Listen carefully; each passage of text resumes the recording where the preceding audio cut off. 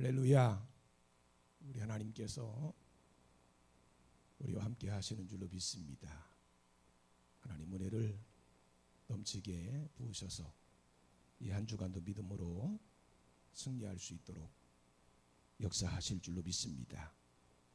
하나님 주신 사명 감당하며 살아계신 하나님의 기적과 역사를 체험하고 증거할 수 있는 저와 여러분들이 다 되시길 바랍니다. 오늘 이 아침에는 사무엘하 제22장 말씀을 중심으로 다윗의 승전가라고 하는 제목으로 말씀을 나누겠습니다. 오늘 우리가 읽은 이 본문 말씀 처음에 보면 이 시를 여기에 기록하면서 다윗의 승전가라고 제목을 붙여두었습니다. 사무엘하 22장 전체가 다윗의 시로 되어 있습니다. 그리고 이 시는 표현하는 데 있어서 조금 차이는 있지만 시편 18편에도 기록된 시로 우리에게 아주 익숙한 말씀입니다. 시편 18편에는 나의 힘이 되신 여호와여 내가 주를 사랑하나이다 라고 시작하고 있습니다. 나의 힘이 되신 여호와, 나의 힘이 되신 여호와. 말씀만 들어도 아주 큰 힘이 됩니다. 하나님께서 우리의 힘이 되심을 믿으시기 바랍니다. 그 하나님만 믿고 의지하시기 바랍니다. 다윗의 생애는 아주 특별합니다. 어렸을 때는 목동 생활을 했고 음악적인 재능을 인정받아서 연주가로 활동하기도 했고 말씀의 은사가 있어서 설교를 하기도 했고 나중에는 하나님의 기름 부음을 받고 이스라엘의 왕이 되기도 했습니다. 이 다윗의 시편을 읽어보면 자신이 하나님의 은혜를 가장 많이 받은 때가 적과 싸울 때였고 힘이 세고 강한 자에게 쫓길 때였다고 고백하고 있습니다. 적과 싸우는 시간, 힘이 세고 강한 자가 자기 목숨을 노리고 쫓아다닐 때, 여러분 생각만 해도 아찔하고 숨이 막혀요. 다윗은 그때가 하나님의 은혜를 가장 많이 받은 때라고 고백을 하고 있어요. 주어진 상황과 환경은 죽을 수도 있는 위험천만한 처지였지만 하나님께서 한 번도 예외 없이 도와주시고 구원해 주셨기 때문이에요. 거의 모든 사람들이 그렇지만 다윗의 생애도 파란만장하고 우여곡절이 많은 생애였습니다. 그럼에도 불구하고 다윗은 그 모든 삶이 하나님의 은혜였다고 고백하고 있어요. 여러분, 우리가 처한 상황과 환경이 문제가 아닙니다. 하나님께서 함께 하시고 하나님이 도와주신다면 그 모든 시간이 다 하나님의 은혜예요. 여러분도 어려운 상황 속에서 주어진 상황과 환경만 바라보지 마시고 하나님을 바라보시기 바랍니다. 하나님 은혜를 깨닫게 되실 줄로 믿습니다. 다윗은 하나님께서 어려운 상황 속에서도 지켜주시고 도와주시고 승리하게 하심을 감사하며 그 시간을 인생 최고의 보물로 간직하고 있어요. 다윗은 오늘 본문에서 하나님께 최고의 영광을 올려드리고 있습니다. 우리의 삶이 이렇게 하나님의 영광을 위한 것임을 기억하시기 바랍니다. 1절 말씀을 한번 같이 봉독하시겠습니다. 여호와께서 다윗을 모든 원수의 손과 사울의 손에서 구원하신 그날에 다윗이 이 노래의 말씀으로 여호와께 아뢰어. 다윗은 하나님께서 자신을 구원해 주신 날에 여호와께 찬송을 드렸습니다. 요즘 공동체 성경 읽기 프로그램에 참여해서 성경을 읽으면서 하나님께서 다윗을 얼마나 사랑하셨는지 새삼 깨닫고 있습니다. 다윗과 약속을 지키시기 위해서 다윗을 보시고 용서를 해주시고 다윗 때문에 그냥 넘어가 주시고 다윗과 같이 하나님의 말씀에 순종하면 다윗과 같은 복을 주신다고 말씀하시고 다윗을 하나님이 얼마나 사랑하셨는지 여러분도 여러분 때문에 교회가 부흥되고 여러분 때문에 가정들이 복을 받고 여러분 때문에 우리 성도들이 은혜를 받고 여러분 때문에 여러분의 자녀들이 복을 받는 은혜가 함께 하시길 바랍니다. 올해는 유독 극한 폭우와 극한 폭염으로 큰 어려움을 당하고 있는데 다윗처럼 하나님의 은혜를 체험하고 오히려 하나님의 복을 가져오는 삶이 되시길 바랍니다. 다윗은 아주 탁월한 신앙인이었어요. 어떻게 이렇게 탁월한 신앙이 될 수 있었을까요? 소위 우리가 말하는 인류대학을 졸업한 사람도 아니고 고시를 패스한 사람도 아닙니다. 그런데 그렇게 미천한 목동 출신이 어떻게 그렇게 탁월한 지혜와 능력의 지도자가 될 수 있었을까요? 물론 다윗이 고백하고 있는 것처럼 힘이 되신 여호와 하나님께서 함께 하셨기 때문이라는 사실을 우리는 너무나 잘 알고 있습니다. 그러면 하나님께서 함께 하신 것 외에 다른 요인은 없었을까요? 물론 이것도 하나님의 은혜가 아니었으면 가능하지 못했겠지만 다윗을 다윗되게 만든 것은 사실 고난이었어요. 아이러니하게도 다윗은 사울이라고 하는 용광로 속에 연단을 받으면서 위대한 그릇으로 만들어진 것입니다. 다윗이 이스라엘을 다스리는 데 있어서 필요했던 지혜와 용기는 사울이 없었더라면 배울 수 없었습니다. 다윗에게 사울은 너무나 큰 시험거리였어요. 정말로 견디기 힘든 시험거리. 너무너무 고통스럽게 하고 참을 수 없을 정도로 어렵게 만드는 시험거리. 여러분에게도 정말 견디기 힘든 큰 시험거리가 있지 않습니까? 아무리 크고 어려운 시험이라도 반드시 견뎌내야 합니다. 다윗은 그런 사울을 견디면서 정말 위대한 지도자로 만들어졌어요. 어떤 경우에는 사울이 해는 잘못된 행동을 보면서 나는 절대로 그렇게 해서는 안 되겠다 교훈을 받기도 하고, 어떤 경우는 절체절명의 위기 앞에서 하나님을 의지하는 법을 배웠습니다. 다윗에게는 다른 사람에게 없는 특별한 능력이 있었어요. 그것이 바로 어려운 위기를 만났을 때 즉각적으로 하나님의 도움을 받을 수 있는 능력이었습니다. 사실 이렇게 할 수 없어서 문제지, 이렇게만 할 수 있다면 그 어떤 어려움도 두려워할 필요가 없습니다.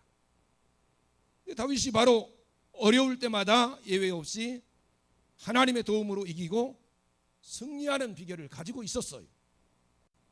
그래서 다른 사람들이 가지고 있는 학벌이나 신분이 없어도 그렇게 위대한 사람이 될 수 있었던 것입니다. 다윗에게는 하나님이 가장 중요한 자랑이었어요. 여러분, 다윗이 지은 시편을 한번 읽어보세요. 아니, 그 시편 전체를 못 읽어보시더라도요, 오늘 본문 말씀이 기록되어 있는 시편 22 사무엘하 22장을 한번 읽어보시기 바랍니다. 그것이 너무 길고 어려우면 시편 18편이라도 여러분 꼭 한번 읽어보세요.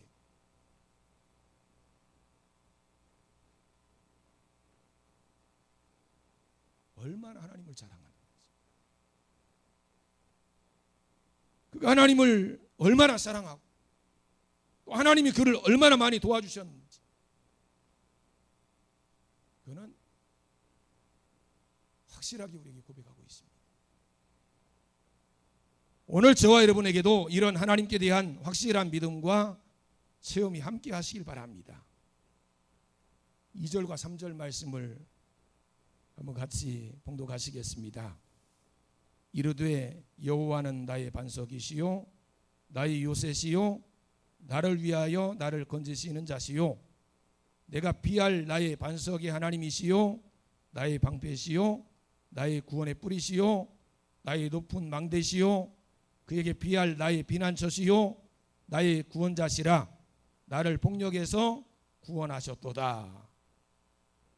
오늘 이렇게 짧은 두 구절 말씀 속에서요, 다윗은 무려 10개의 하나님께 대한 고백을 쏟아내고 있어요. 그 하나하나가 얼마나 중요하고 절실하게 필요한 것입니까? 이것이 다윗이 그 어려움 속에서 구원받을 수 있는 비결이었던 거예요. 여러분, 우리에게 있는 어려움이 문제가 아니라 이런 하나님을 경험하지 못하는 것이 문제입니다. 5절과 6절 말씀을 같이 봉독하시겠습니다. 사망의 물결이 나를 애우고 불의의 상수가 나를 두렵게 하였으며 스올의 줄이 나를 두르고 사망의 올무가 내게 이르렀도다. 다윗은 많은 순간 이런 어마어마한 위기를 만났어요. 도저히 살 수 없는 상황입니다. 누군가 건져주지 않는다면 서서히 죽어갈 수밖에 없어요. 그 과정이 얼마나 두렵고 고통스러웠겠습니까? 이런 상황에서는 마음속에 절망과 좌절이 찾아올 수밖에 없습니다. 살고 싶다고 해서 살 수도 없고 죽고 싶다고 해서 죽을 수도 없는, 여러분, 우리 인생에 있어서 죽음이라고 하는 것은요, 반가운 손님이 아닙니다. 그래서 빨리 죽었으면 좋겠다고 말하는 사람을 뭐라고 말해요? 3대 거짓말 중에 거짓말을 하는 사람이라고 그렇게 말하잖아요.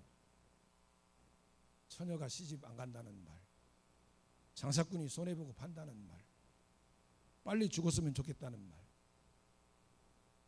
이건 거짓말입니다.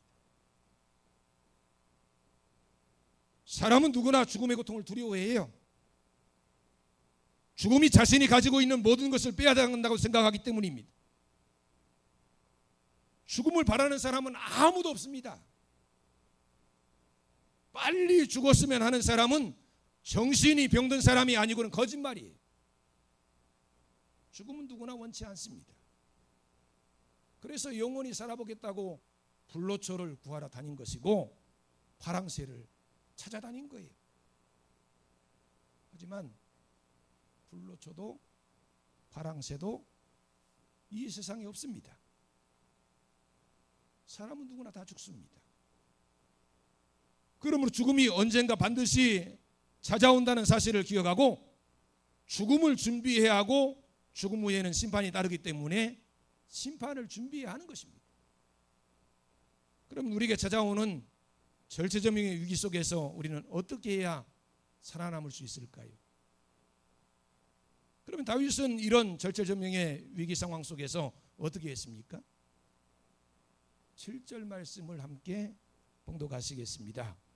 내가 환난 중에서 여호와께 아뢰며 나의 하나님께 아뢰었더니 그가 그의 성전에서 내 소리를 들으시며 나의 부르짖음이 그의 귀에 들렸도다.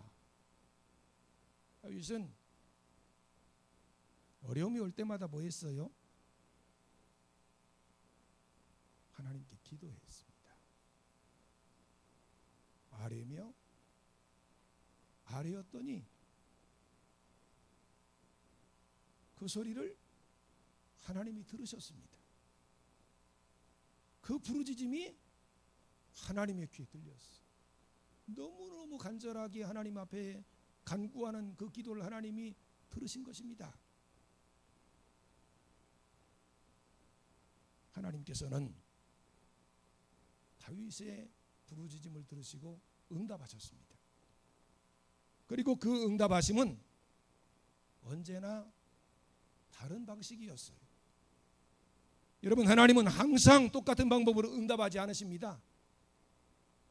어떤 때는 즉각 응답하시기도 하셔요. 또 어떤 때는 기다리라고 말씀하십니다. 그리고 정말 어려운 것은 응답하지 않고 우리의 기도를 무시하는 것처럼 느껴질 때입니다. 예수님께서 겟세마네 동산에서 십자가의 고통이 얼마나 큰 것인지 아셨기 때문에 하나님 앞에 가까이 나가서 3번이나 기도하십니다. 그때 하나님은 어떻게 하셔요? 예수님의 기도를 무시하십니다. 마치 듣고 있지 않으신 것처럼 아무 말씀도 하지 않으셔요. 결국은 예수님이 하나님의 뜻에 온전히 복종하겠다고 말씀하실 때까지 아무 말씀도 하지 않으십니다. 사도 바울이요, 자신에게 있는 육체의 가시가 너무너무 자신을 괴롭혀서 하나님 앞에 3번이나 기도합니다.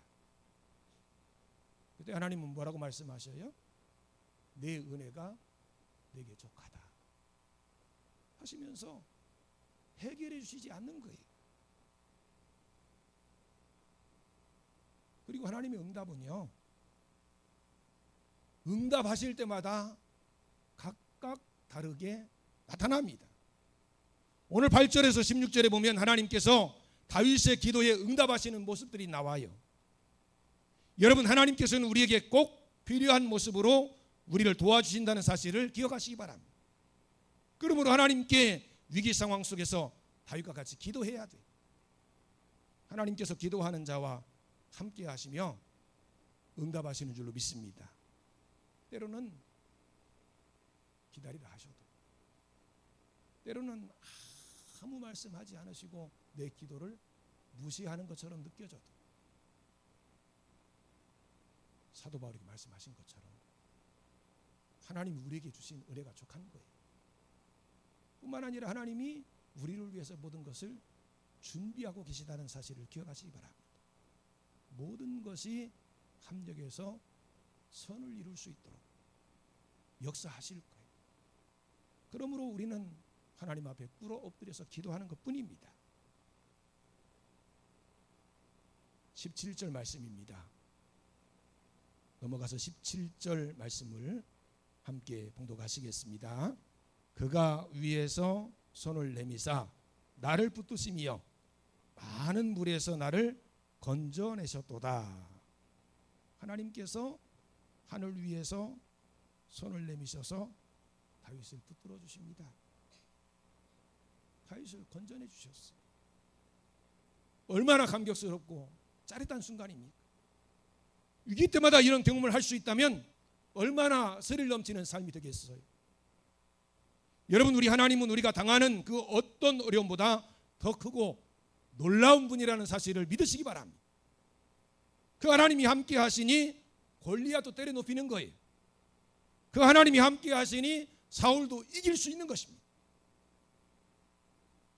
이런 다윗에게는요, 아주 좋은 장점이 생겼습니다. 22절과 23절 말씀을 다 같이 봉독하시겠습니다. 이는 내가 여호와의 도를 지키고 악을 행함으로 내 하나님을 떠나지 아니하였으며 그의 모든 법도를 내 앞에 두고 그의 규례를 버리지 아니하였음이로다. 다윗은요, 평소에도 그랬습니다. 얼마나 많이 하나님을 사랑했는지, 하나님 말씀대로 살려고 얼마나 발버둥쳤는지. 도저히 하나님 성전에 올라가서 제사를 드릴 수 없는 상황에 직면했어도 하나님 성전에 올라가서 제사 드리고 싶다. 하나님 앞에 예배하며 하나님께 영광 돌리고 싶다 라고 하는 마음이 간절했어요. 그런 다윗의 마음속에 하나님의 성전을 지어드리고 싶은 그런 마음이 생긴 거예요. 그냥 평범한 모습으로 하나님 섬기다가 이런 일이 일어난 게 아닙니다. 너무너무 하나님을 사랑했기 때문에 하나님 성전에서 하나님을 예배하는 것이 가장 귀하고 복된 일인 걸 알았기 때문에 하나님의 성전을 지어 바치고 싶은 그런 마음이 그에게 있었던 것입니다. 항상 다윗은 하나님 말씀대로 살았어요. 그런데요, 위기 때가 되면 더욱 하나님의 말씀을 굳게 붙잡았습니다.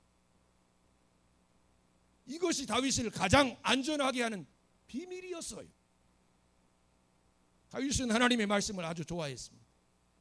그 말씀을 송이꿀보다 더 달게 여겼어요.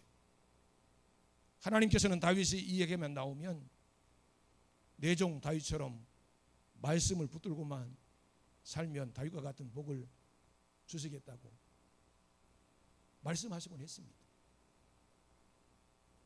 하나님이 다윗을 얼마나 사랑하셨는지, 다윗에게 복을 얼마나 많이 주셨는지, 다윗 이야기만 나오면 다윗처럼만 살면 내가 다윗과 같은 복을 받게 하겠다 약속을 하십니다.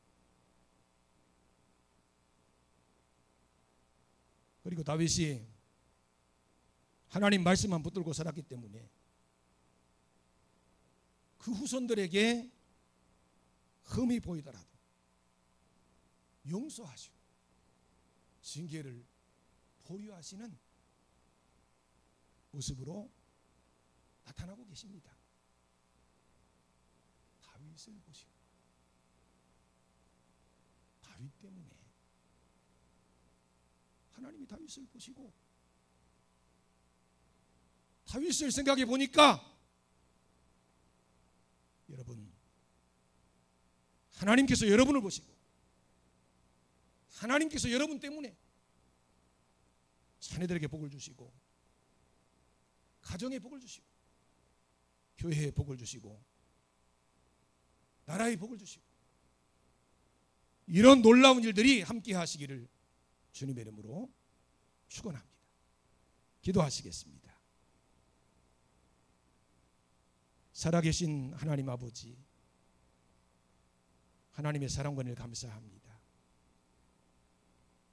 우리에게도 여러 가지 해결할 수 없는 위기 상황이 올 때가 많습니다. 하지만 그때가 하나님의 도움을 받을 수 있는 기회라는 사실을 기억하게 하시고 하나님께 엎드리게 해주시옵소서. 다윗처럼 복을 받게 해주시고 귀하게 쓰임받는 저희들 되게 해주시고 저희들 때문에 자자손손 하나님의 복이 임할 수 있도록 역사해 주시옵소서. 예수님 이름으로 기도드리옵나이다. 아멘.